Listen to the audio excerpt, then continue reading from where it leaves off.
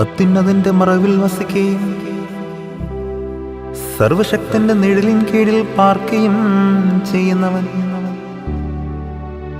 യഹോവയെക്കുറിച്ച് അവൻ എൻ്റെ സങ്കേതവും കോട്ടയും, ഞാൻ ആശ്രയിക്കുന്ന എൻ്റെ ദൈവവും എന്ന് പറയുന്നു. അവൻ നിന്നെ വേട്ടക്കാരന്റെ കെണിയിൽ നിന്നും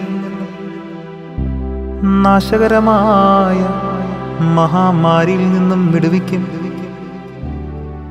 തന്റെ തൂവലുകൾ കൊണ്ട് അവൻ നിന്നെ മറയ്ക്കും.